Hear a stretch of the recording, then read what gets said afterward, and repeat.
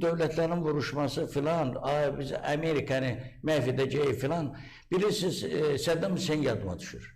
Nə bilim, o birisi yadıma düşür, o su quyusundan tapdılar, Qəddafi. Və bilirsiniz, bu böyük danışmaqların axırı həmişə belə olur. Mən belə də görürəm, belə də olacaq və mənim nəzərimdə mən deyəmərəm, yenə də nə olsun, nə olmasın. Çünki mənim həddimdə deyil, o da bir dövlətdir, böyük dövlətdir. Amma İranda rejimin dəyişməsini mən istəyərdim, məmnuniyyətlə istəyərdim. Bu mənim 30 illik arzumdur. Çünki indi vaxtında mən İranda 3 dəfə oldum. Doğrusunu deyim, insanlar qonaqpərvər, əlbəttə mən Azərbaycanlıların içində oldum. İnsanlar xoşa gələndirlər, bizə çox qəlbən, ürəklə yaxındılar. Bizim həmişə onlara məhəbbətimiz olur falan. Lakin bu yaxınlarda deyəndə bir neçə bundan qabaq mən Yazıçılar Birliyində çıxış elədim ki, bu Cənub mövzusunu qutarın. İranla, Azərbaycanla biz heç vaxt birləşməyəcəyik. İndi bura kim çıxsa, deyəcək ki, mən istəyirəm ki, ola birləşsin, düzdürmü? Və bizim Azərbaycanlılar belə sözləri sevirlər. Amma İran dövləti böyük dövlətdir, o buna imkan verməyəcək. Vermir, heç vaxt da verməyəcək. Yadıma gəlir ki, Heydər Əliyev biz oraya getmişdik o vaxt İrana. Heydər Əliyev Təbrizə getməyə belə qoymadılar. Heydər Əliyev istəyir ki, Təbrizə getsin. Bilirsiniz, bunlarda belə şeylər var, bunların özündən razılıq, bəzi şeylər var ki, dünya dövlətlərini bu razı salmır. Nəticədə budur. Gözünüzün qabağında olan boş şeylərdir bunlar hamısı. Bunun bir axırı olacaq. Az zamanda, məsələn, Trump deyir ki, bir həftəyə qədər qutarar müharibə filan. Amma mənim bir şeyi həmişə düşündürür bir yazıcı kimi. Nə olub, insanların çörəyi artıq gəlir. Bu müharibələr nəyə lazımdır? Sakit otura bilmirsin. İsrail nə istəyir İrandan məsələn? Məsələn, mən İranı müdafiə eləmirəm. Mən İranı qətiyyən müdafiə eləmirəm.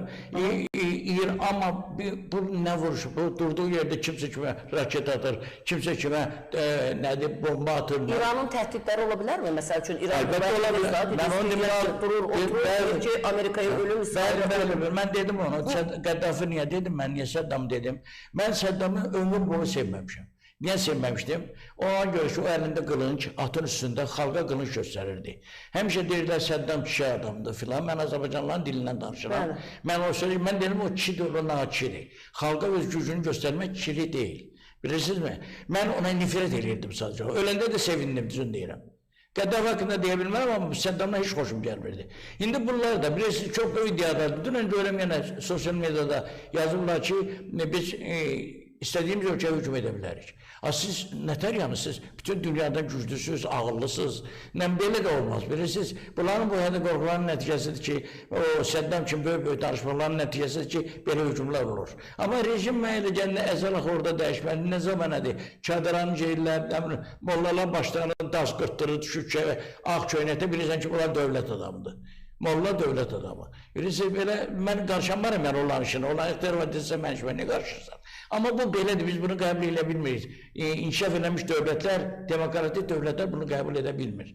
Onların bu həyatını, bu yaşayışını qəbul edə bilmirlər. Aydındır və indi mən Pezişkan mövzusuna gəlmək istəyirəm. Pezişkan da belə deyək də. Pezişkan mənim sevdiyim adamdır, düzün deyirəm, mən çox sevdiyim adamdır. 16 milyonun səsi ilə prezident seçilən bir insandır. Ola bilərmi? Bax, indi bayaq da bir siyahı paylaşılmışdı. O siyahıda Qalibafın adı var. Yeri gəlmişkən Qalibafa da əziz tamaşaçılar suiqəst cəhdi oldu. İran parlamentinin spikeridir.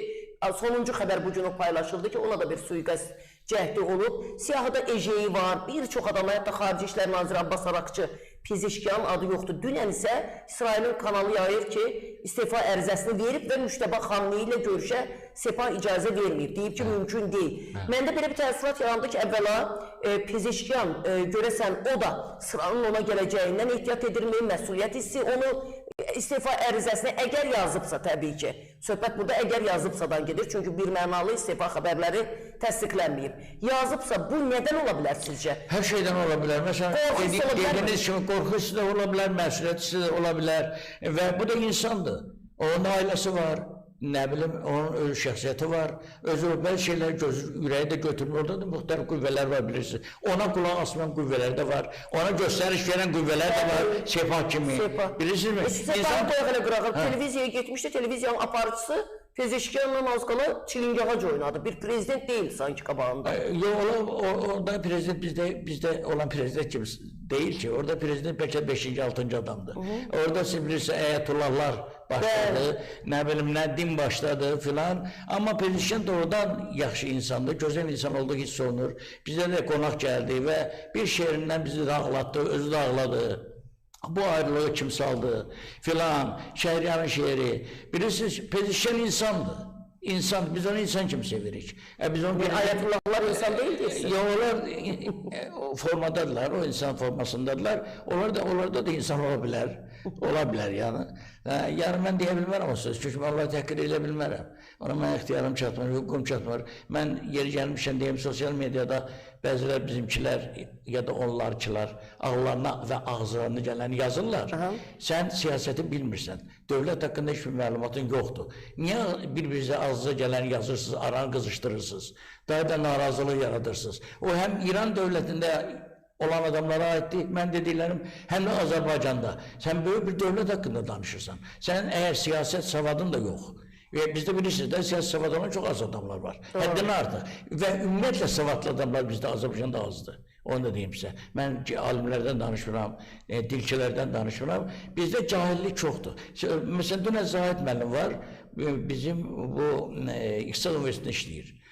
Kafedra müdürü deyəsən. O deməli hər gün çıxış eləyir sosial medyada. Niyə insanlara pul çatmır, niyə iqtisadiyyatda insanların vəziyyəti çətinləşir, yaxşılaşır və s. izah eləyir hamısını. Bir gün yazıb ki, bu gün yazıb ki, mənim bu yazılarımı təəssüf edirəm, 10 nəfər oxuyur. Amma bir dedikodu olanda sosyal medyada bütün ölçü oxuyur. Doğru. Hamı güya bunlar nəsə bilirlər, hamısı rəy verirlər filan filan. Bizim televizyon oxşar, söhbətlərlə bizim televizyona get çıxacaq. Bəli, bəli. Sosyal medyada bu demagoq və dedikodunu niyə belə çox sevir bizim insanlar? Çünki bekar qalır çoxsu.